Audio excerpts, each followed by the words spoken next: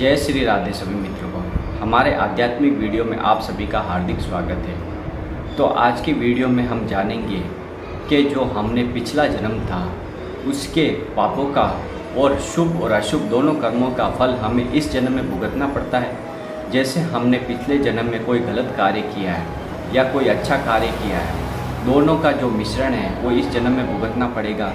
तो हाँ, जो भी कर्म आप पिछले जन्म में करते हो वही आपका प्रारब्ध कहलाता है और वही इस जन्म में आपको भोगना पड़ता है। जैसे आपने कोई अच्छा कार्य किया पिछले जन्म में, तो आपको इस जन्म में धन संपत्ति वैभव उत्तम कुल ये सब मिलेगा आपको और आप आराम से जीवन यापन करोगे। अगर आपने पिछले जन्म में कोई हिंसा की है, गलत कार्य किया है, किसी को सताया है, कोई भी गलत कार्य किया है, पापाचरण किया है, तो इस जन्म में आके वो कर्म आपको जलाएगा, आपको वो कर्म भोगना पड़ेगा। जैसे कोई गर्भस्थ शिशु पैदा हुआ और उसकी 5 वर्ष की अवस्था है और उसकी मृत्यु हो गई, वो भगवान के पास चला गया, तो उसका क्या कारण रहा? 5 वर्ष की अवस्था में उसने तो कोई गलत कार्य नहीं किया है, लेकिन उसकी अवधि इतनी थी क्योंकि भगवान का विधान है, प्रभु श्री कृष्ण का विधान है, षष्ठी का विधान है कि जिस व्यक्ति की जितनी आयु लिखी है वो निश्चित है। जैसे 1008 श्वासें लिखी है तो वो 1009 श्वासें नहीं ले सकता। इसलिए आप कर्म को जानिए, कोई व्यक्ति अपने कर्म बंधों से नहीं छूट सकता। जो भी अब जैसे शिशु 5 वर्ष का था, लेकिन उसने पिछले जन्म में कुछ ना कुछ ऐसा कर्म किया होगा जिससे उसको इतनी ही आयु मिली और उसे भगवान के पास जाना पड़ा। तो आप ये आसानी से समझ सकते हैं कि अपने कर्मों का फल तो आपको भोगना ही पड़ता है। अगर आप चाहते हैं इस जीवन में हमें आनंद मिले, इस जीवन में हमारी उन्नति हो, इस जीवन में हमें वैभव मिले, तथा हमें ये चाहिए कि भगवान हमसे प्रसन्न हो जाए और इस जन्म में जो हमने पाप कर्म किए हैं, जब से हमारा जन्म हुआ है और हमारी जो भी आयु हो 30 वर्ष 40 वर्ष 50 वर्ष, क्योंकि सबको तो पता नहीं चलता कि हमें भगवान का भजन भी करना चाहिए। माया के कारण हम फंस जाते हैं, केवल संसार के सुखों में ही ऐसे लिप्त रहते हैं कि हमारी आयु ऐसे ही व्यर्थ चली जाती है। तो हमें क्या करना चाहिए?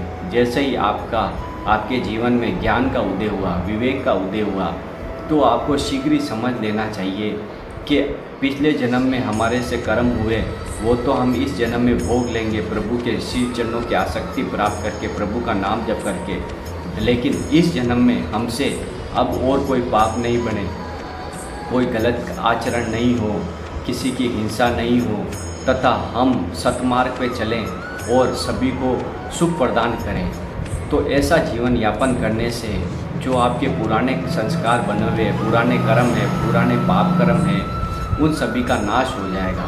तथा आप नाम जप निरंतर करोगे, नाम का आश्रय आप ले लोगे और प्रभु के श्री चरणों की शरणागति आप ले लोगे, तो आपका जीवन बहुत ही आसान हो गया। क्योंकि आपने जो भी कर्म किए वो आपने बांधने वाले नहीं हैं। आपको यही करना है, जो भी आप कर्तव्य कर्म कर रहे हैं और प्रभु का सुमिरन भी करिए, नाम जप भी करिए, तो धीरे धीरे इस जन्म में जो पाप हुए हैं वो आपके ख़त्म होते जाएंगे तथा आपको आनंद की प्राप्ति होगी। अगर आप जीवन में भजन नहीं करोगे तो एक समय ऐसे आएगा जब आपको बहुत पछताना पड़ेगा, क्योंकि मन पछताइए अवसर बीते। अब तो अवसर ही बीत गया।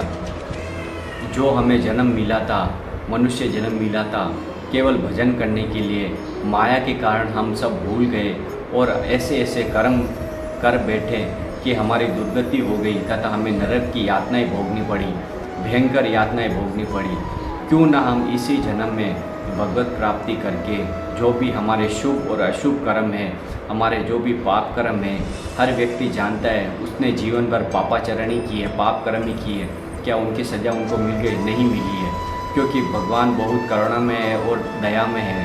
उन्होंने हमें बचा रखा है तथा हमें सुख प्रदान कर रहे हैं। अगर हम हमारे जीवन को देखें तो हमारे से बुरे कर्म ही हुए, अच्छे कर्म बहुत कम हुए हैं और हिसाब किताब होता है पुण्य कर्म का और बुरे कर्म का।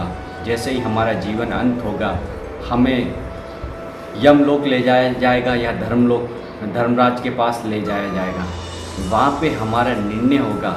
अगर हमने गलत काम किए, हमारे पाप ज़्यादा हैं, तो यमदूतों के जो महाकाल है वो हमारा निर्णय करेंगे, यमराज हमारा निर्णय करेंगे। जैसे हमारे ज़्यादा पाप हैं तो वो हमें नरक में धकेल देंगे तथा नरक की जो भी यातनाएं हैं वो हमें सहन करनी पड़ेगी।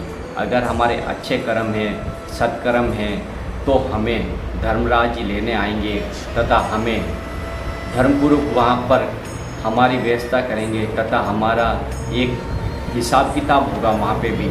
और जो अच्छे कर्म किए उसके अनुसार हमें स्वर्ग की प्राप्ति होगी तथा वो भी स्थायी नहीं है, उसके बाद में भी आपको मनुष्य लोक पे आना पड़ेगा। स्वर्ग में जितना आपका पुण्य प्रताप था उसके अनुसार आपको वहाँ रहने का स्थान दिया जाएगा बस, और भोग सुविधाएं दी जाएगी बस।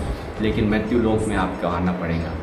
अगर आप चाहते हैं कि इसी जन्म में हमारे से जो पाप हुए वो क्षमा हो जाए और पुराने जन्म और पुराने करोड़ों जन्म के भी पाप नाश हो जाए, तो सिर्फ उसका एकमात्र उपाय है केवल श्री राम, श्री कृष्ण, हरि, राधे, श्याम।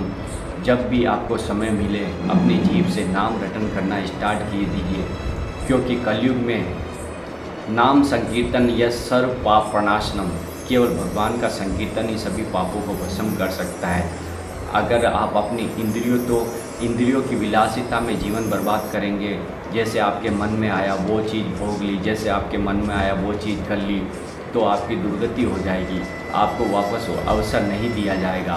क्यों ना आप इसी जन्म में भगवत प्राप्ति करके इस जन्म मरण के चक्कर को हटा दें तथा जो प्रभु आनंद स्वरूप है और हम भी आनंद स्वरूप ही हैं, क्योंकि हम प्रभु श्री कृष्ण के जो अखिल कोटि ब्रह्मांड के स्वामी हैं वो भी आनंद स्वरूप है, तो जीव भी आनंद स्वरूप ही है। लेकिन वो खुद को भूल जाने के कारण, देहाभिमान के कारण वो नाना प्रकार की भोग वासनाओं में पड़कर, कामनाओं में पड़कर अपना जीवन बर्बाद कर देता है। इसी से उसे शांति प्राप्त नहीं होती, मन, बुद्धि, चित्त, अहंकार सब मलिन रहता है तथा वह भगवत प्राप्ति नहीं कर पाता।